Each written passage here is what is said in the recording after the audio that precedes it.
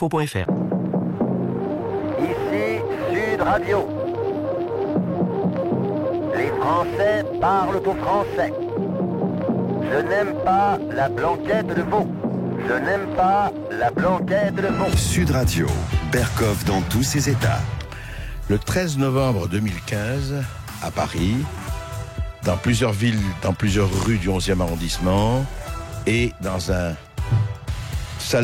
salle de concert qui s'appelle le Bataclan, il y a eu ce qu'on appelle véritablement un massacre.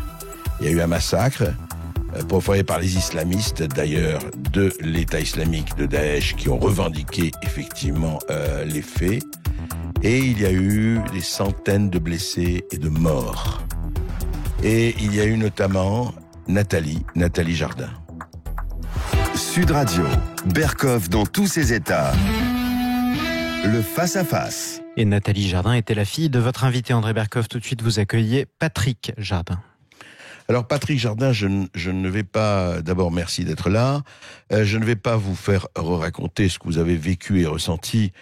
N'importe quelle personne sensée et en tout cas parents, père, mère ou autre, parce que je vais encore dire père et mère, moi je vais pas suivre la loi, peut savoir, peut deviner, peut sentir ce que vous avez ressenti, même si ça n'a rien à voir entre le désespoir et ce qui s'est passé, le fait.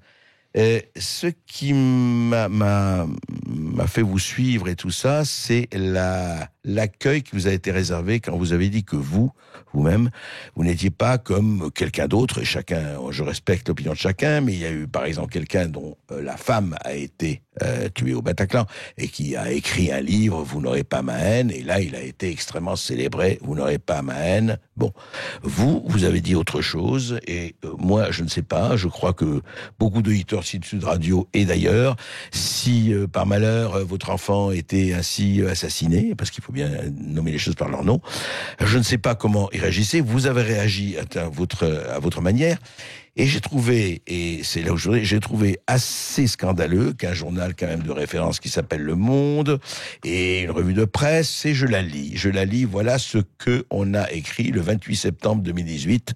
Je rappelle que le massacre du Bataclan a eu lieu le 13 novembre 2015. Alors on a dit de vous, sa fille Nathalie tuée au Bataclan, Patrick Jardin s'abandonne à la haine et devient un personnage de l'extrême droite. Le Monde, donc le journal Le Monde, raconte un homme émouvant de haine, qu'on ne peut pas aider. Qu'est-ce que ça vous inspire? Qu'est-ce que ça vous fait? Déjà, il faut se rappeler du contexte dans lequel a été fait cet article. Initialement, j'avais reçu les deux journalistes du Monde parce qu'elles voulaient faire un article sur AFO. Alors AFO, c'est un mouvement qui s'est créé pour lutter contre l'islamisation du pays. Oui. Et il s'avère que début juillet, quelques membres de cette association ont été mis en garde à vue par la DGSI. Mmh. Garde à vue qui a duré, 72 heures, et ces gens étaient... on nous a dit qu'ils étaient susceptibles de faire des attentats, qu'ils avaient des armes, qu'ils avaient des bombes et tout ça. Donc ces deux jeunes filles sont venues me rencontrer dans le sud de la France pour m'interroger sur ces gens de l'AFO. Et j'ai découvert, comme vous l'avez dit, le 28 septembre sur mon compte Twitter, qu'en fait, elles avaient débordé, elles avaient fait un article sur moi. Cet article contient énormément d'erreurs. Alors pourquoi elles ont fait cet article? Je pense que c'est parce que elles se sont rendues compte que j'avais entamé une lutte contre le concert de Médine, l'islamiste rappeur qui devait se produire au Bataclan. Oui. Ça devait déranger et elles en ont profité pour faire le buzz et faire un article sur moi. Cet article a d'ailleurs été repris le lendemain par Claude Askolovitch et ils en ont tout simplement déduit que j'étais un facho, quelqu'un d'extrême droite. Alors pourquoi elles en ont déduit ça? Parce que j'avais envoyé un courrier à tous les députés et tous les sénateurs de France, tous partis confondus, pour m'aider à lutter contre ce concert de Médine. Et il s'avère que je n'ai eu que des réponses que des gens de droite. J'y suis pour rien si les gens de gauche, eux, n'ont pas eu le courage au moins de me répondre. J'ai reçu aucune réponse.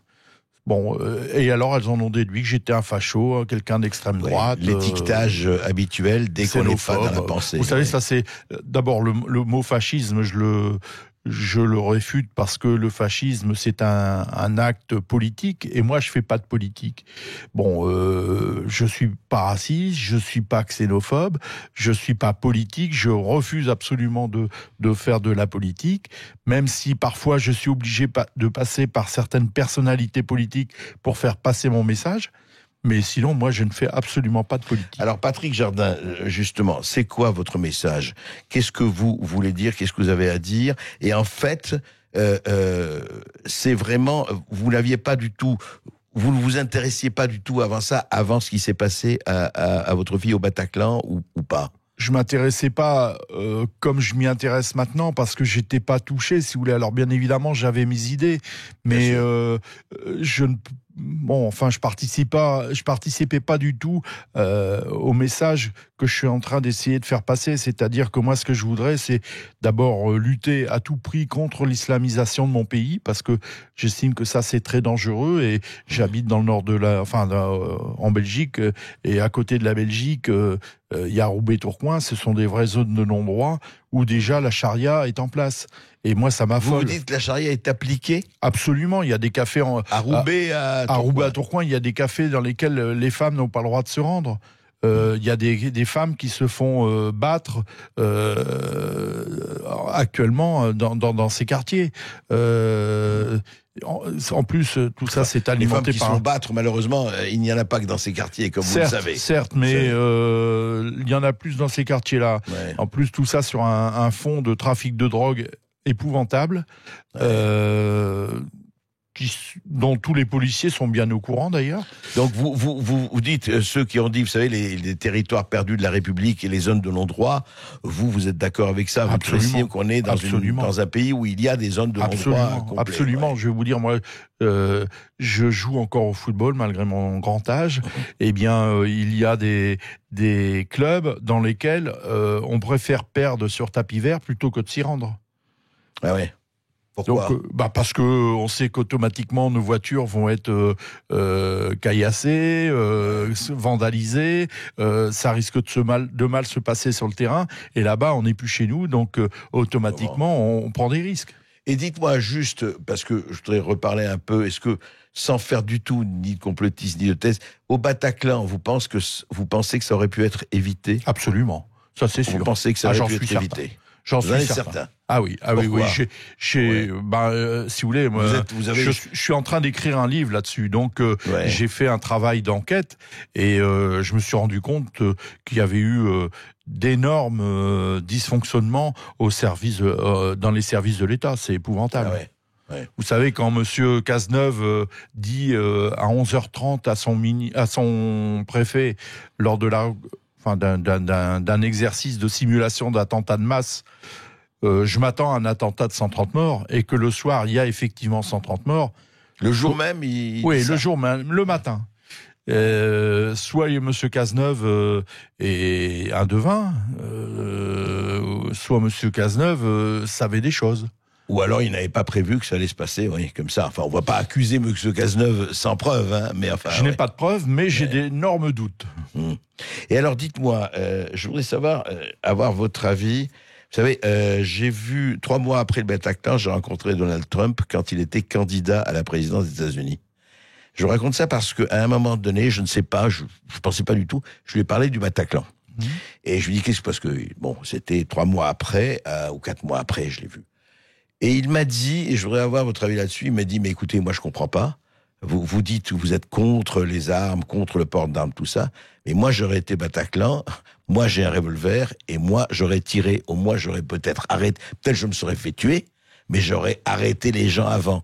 Qu'est-ce que vous en pensez de ça, de dire... Alors ça me fait sourire cette réflexion de Donald Trump, parce que lors de sa dernière visite en France, j'ai un de mes avocats qui est ami avec une de ses attachées, je crois, et Donald Trump avait demandé de me rencontrer au club interallié. Ah bon ? Et pour des raisons de sécurité, il est parti plus vite que prévu et ça n'a pas pu se faire. Ça n'empêche que concernant le port d'armes, je suis entièrement pour. Vous êtes pour le port d'armes? Absolument, parce que, alors on va me rétorquer qu'aux États-Unis, il y a énormément de gens qui sont tués parce qu'il y a... Mais bizarrement, les endroits où se passent ces massacres, ce sont dans les universités. Et dans les universités, aux États-Unis, le port d'armes est interdit, justement. Oui, c'est free zone, absolument. Donc c'est quand même un peu bizarre, quand même. Mais Patrick Jardin, vous pensez pas que oui, mais il y a une formation. Si on livre des armes à n'importe qui, vous savez très bien qu'il y a des gens qui s'en serviront n'importe comment. Bien évidemment, mais vous savez, il suffit... pour justifier le port d'armes, de faire des périodes de formation, je dirais une dizaine de fois dans l'année, tirer tant de cartouches pour que les gens aient un minimum de formation. Ça, je le conçois tout à fait. Mais ça n'empêche que le valeureux policier qui est rentré, qui était armé malheureusement seulement avec une arme de poing, il a quand même réussi à en descendre un. Oui. S'il y avait eu plusieurs personnes, s'il y avait eu plusieurs personnes à l'intérieur avec des armes de poing, je pense qu'il y aurait eu beaucoup moins de morts, effectivement. On continue avec Patrick Jardin dans un instant. Sud Radio, Berkoff dans tous ses états. Le face-à-face. Et tout de suite, on retrouve André Berkoff sur Sud Radio en compagnie de son invité, Patrick Jardin. Je voudrais citer un témoignage aussi d'un avocat qui passe souvent à Sud Radio, qui s'appelle Régis de Castelnau, Patrick Jardin, et il a eu un témoignage de pompier lors du massacre du Bataclan. Et l'un des pompiers lui a dit que ce qui a été le plus dur, enfin l'une des choses les plus dures, à part évidemment, ce qu'on voyait, les morts et les blessés et tout ça, c'était ces portables qui sonnaient dans le vide. Et il dit que c'est quelque chose de terrible que dans cette espèce de silence effrayant après, ces portables qui sonnaient dans le vide. Et vous, donc, vous avez évidemment, il y a eu cette perte énorme, irremplaçable, insurmontable, et je crois que 2 jours après, vous avez dit que vous avez interpellé, vous me disiez, hors antenne, que vous avez interpellé Manuel Valls, qui était alors Premier ministre. Absolument. Ça.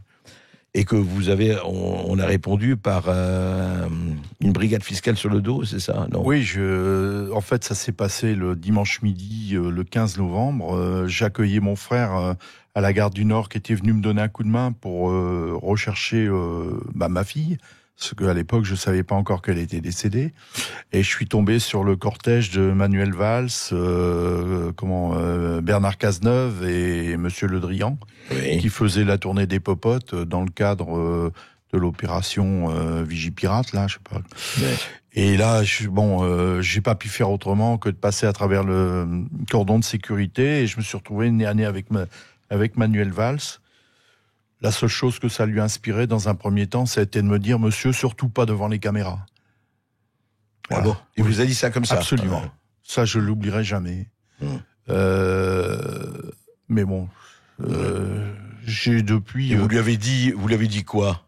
J'étais tellement interloqué, j'ai pas eu la présence d'esprit de lui répondre, si vous voulez. Je comprends. Surtout que mon frère m'avait dit, attention, t'es fou, les mecs, ils vont t'attraper, ils vont te mettre en prison. Bon. Et donc ça s'est passé le dimanche, il devait être à peu près 12h30.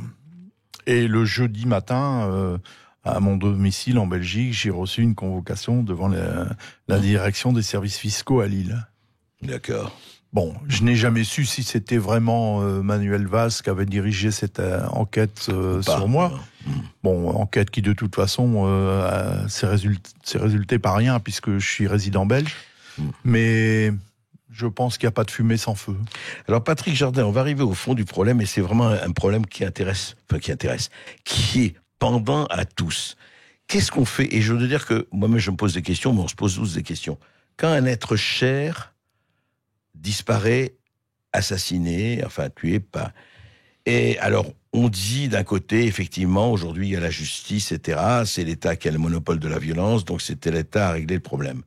Mais en même temps, quand vous savez comment ça s'est passé, qui s'est passé, est-ce que vous êtes, je vous pose très franchement la question, vous êtes pour une certaine loi du talion en disant, mais attendez, c'est très bien de dire vous n'aurez pas ma haine et de mettre des bougies et de chanter John Lennon et mettre des fleurs, ou vous dites, d'un côté, il faut quand même, on peut pas laisser passer ça, il faut que je me fasse justice. Quelle est votre position à vous? Dès que j'ai su ça, Mon but, c'était d'acheter une Kalachnikov et d'entrer dans une mosquée à l'heure de la prière et de faire la même chose. Ouais. Parce que je suis pas du genre à attendre l'autre joue. C'est pas mon style. Cependant, non, mais parce que c'est pas parce qu'il y a eu des islamistes que n'importe quel musulman. Voilà, vous savez, on peut pas. C'est toujours pareil. On peut pas généraliser et dire, écoutez, les autres, voilà, vous allez entrer. Humainement, j'avoue franchement que j'avais réellement envie d'en tuer au moins une centaine. Ouais. Bon, après j'ai réfléchi, bien sûr. Ça c'est c'est dans les premiers instants. Ouais. Après, vous réfléchissez, vous dites même si tu fais ça. D'abord, tu risques de tuer des musulmans qui sont pour rien, parce que moi j'ai des amis musulmans qui n'y sont pour rien et qui étaient présents d'ailleurs à l'inhumation de ma fille. Bien sûr. Et j'ai encore un fils et je me suis dit mais je peux pas imposer à mon fils de vivre dans la peur toute sa vie, d'être menacé toute sa vie, et parce que moi j'aurais assouvi ma vengeance. Donc ça je pouvais pas. Donc maintenant, j'ai encore des moments où j'ai envie, je vous cache pas. Bon, je suis un homme avant tout, mais je suis plus dans la lutte contre l'islamisation de mon pays, mais en faisant des actions légales, si vous voulez. Bon, c'est très difficile parce que on a un gouvernement qui est plutôt islamo-collabo. Donc, carrément, pour vous, c'est ça. Bah, absolument. Vous y allez un peu fort, non? Non, pas du tout. Regardez, ils veulent en faire. Vous savez, il y a 400, on estime à peu près à 400 ou 500 fichiers S en France. Bon, Castaner nous a dit. Plus que ça. C'est ce qu'il nous avait dit l'autre jour. Et il peut pas les suivre. Ce que je comprends. Non, il y en a plusieurs. Non, là-dessus, il y en a plusieurs milliers. Ah bon, c'est encore pire que ce que je pensais. Vous voyez, ils doivent en relâcher durant l'année 2019 environ 450. Et récemment, il veut faire rentrer encore 130 djihadistes. Si ça, c'est pas de la collaboration, je me demande ce que c'est. Oui, ça c'est la grande polémique, effectivement, sur le retour des djihadistes en France. Faut-il les accueillir ou pas? Et effectivement, ça pose un vrai problème par rapport à ça. Mais en fait, mais comment ça se fait que vous n'avez pas pensé à rejoindre un parti peut-être qui serait proche de vos idées ou Il n'y a pas de parti à part des partis. Bon, si jamais je venais à signer une carte de membre chez Marine Le Pen ou chez Dupont-Aignan, vous pensez bien que les journalistes se feraient une joie de me mettre une étiquette sur le dos pour le coup. Déjà, ils essayent de me la faire porter sans que j'ai une carte d'aucun parti. Alors vous imaginez bien que si j'en avais une, ce serait une catastrophe. En fait, sur le fond, Patrick Jardin, vous dites, quand on a tué quelqu'un de cher, enfin quelqu'un de tellement proche, de cher dans tous les sens du terme, vous êtes effectivement, vous n'êtes pas, vous n'aurez pas la haine, vous aurez ma vengeance. Vous êtes absolument. Je parle bien évidemment des meurtres. Je parle pas des morts par accident, des choses comme ça. Mais bien évidemment, pour ce qui est des meurtres de sang-froid, comme ça s'est passé au Bataclan, comme ça s'est passé à Nice, comme ça s'est passé à Strasbourg, et j'en oublie sûrement. Oui, absolument. Et j'estime que d'ailleurs, on devrait remettre la peine de mort à ces gens-là. Ouais. Ça, c'est sûr. Vous serez pour le rétablissement de la peine de mort. Lorsque ce sont des attaques, soit d'islamisme, soit des attaques contre des personnes plus faibles, c'est-à-dire soit des enfants, soit des personnes âgées, pour des crimes horribles, oui, je suis pour. Mais vous savez, mais c'est une vraie question et c'est pour ça qu'on en discute et très librement. On vous dit toujours que la peine de mort, elle n'a jamais dissuadé personne de tuer quand il a envie de tuer. Bon, c'est tout. Et puis deuxièmement, on vous dit oui, mais ça fera pas revenir la personne. Ça c'est clair, mais ça empêchera peut-être le tueur de recommencer. Donc vous êtes pour un régime beaucoup plus dur, en tout cas, avec des gens on est 10 fois trop laxiste. Tous ces attentats qui se produisent et qui se sont produits, c'est le résultat de 45 ans d'incompétence et de laxisme de nos politiques. C'est ni plus ni moins que ça. Est-ce que vous trouvez que, par exemple, justement, il faut un peu se défendre, qu'un peuple doit se défendre lui-même? C'est pour ça que vous êtes un peu à l'israélienne par rapport aux terroristes qu'ils ont ou autres À partir du moment où les gouvernants sont incapables de leur apporter la sécurité, effectivement, j'estime que le peuple a le droit à faire sa propre sécurité, bien évidemment. Et en fait, comment vous expliquez alors que justement, on parlait de cela, comment vous expliquez, je vous demandais qui vous suit, non pas qui vous suit médicalement, mais qui vous suit, c'est-à-dire, vous avez l'impression, parce que vous avez un compte Twitter, on vous l'a à propos supprimé. Oui. Qu'est-ce qui s'est passé? Pourquoi tout simplement, c'était justement au sujet de ces 130 djihadistes dont M. Castaner a dit, je pense plutôt maladroitement qu'intelligemment, qu'ils sont avant tout français. Il faut quand même savoir que ces gens-là, la plupart ont brûlé leur passeport, donc pour moi, ils sont plus français, et d'autant plus que je pense que juridiquement, ils ne le sont plus non plus, puisqu'ils se sont rendus coupables d'actes militaires contre leur propre pays. Oui. Alliance avec l'ennemi, ce qu'on appelle. Voilà. Oui, donc je pense que, lui, il veut les faire rentrer en France.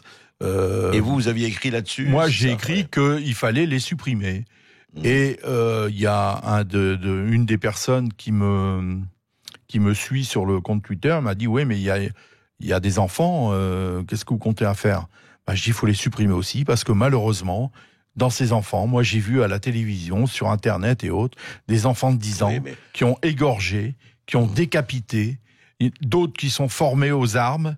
Moi je ne peux pas accepter par exemple que ma petite fille fréquente une école où un de ces gamins va être accueilli. Je ne peux pas. Je trouve ça dangereux. Alors, ce compte, je renie pas mes écrits. Il s'avère que Nicolas Hénin, qui est un ancien journaliste, qui aurait été détenu plus ou moins longtemps par des djihadistes, s'est reconverti maintenant. Il est PDG d'une société qui sert soi-disant déradicalisé. Et alors, mais en quoi il peut... Alors moi, j'avais déjà eu ce monsieur sur mon compte Twitter, on avait déjà échangé, comme ses propos ne me convenaient pas, j'avais bloqué son compte. Je ne sais pas comment il s'est procuré le masque de mes écrits, néanmoins, il a passé sur son compte à lui le masque de mes écrits et a demandé à Twitter de suspendre mon compte. Effectivement, Twitter s'est fait un plaisir de suspendre mon compte. Et vous en avez un autre maintenant, alors, de substitution. Ce compte avait été créé, si vous voulez, dans le cadre de ma lutte contre le rappeur Medine. Et j'avais précédemment un compte personnel. Donc j'ai effectivement basculé sur l'autre compte. Et en 24-36 heures, j'avais récupéré pratiquement tous mes followers. Patrick Jardin, il y a beaucoup de choses auxquelles je ne suis pas d'accord avec vous, mais comme disait Voltaire, il faut écouter toutes les voix, et vous avez suffisamment souffert pour qu'on vous écoute. Merci à vous André Berkoff. On vous retrouve demain à midi en direct sur Sud Radio depuis la belle ville de Nice. Normalement, on est d'accord. Qu'est-ce que vous allez faire à Nice? Eh bien, nous allons continuer dans tous nos états, avec le directeur des studios de la Victorine, vous savez, ce studio mythique, et puis le directeur du carnaval, puisqu'il y a un grand carnaval à Nice. Ben oui, le fameux. Et vous serez où d'ailleurs? Place Masséna. Vous avez bien choisi l'endroit quand même, en direct et en compagnie de Céline Alonso. Quant à vous, les amis, écoutez, votre journée continue sur Sud Radio, puisque dans quelques instants, nous retrouvons Jacques Plessis pour les clés d'une vie.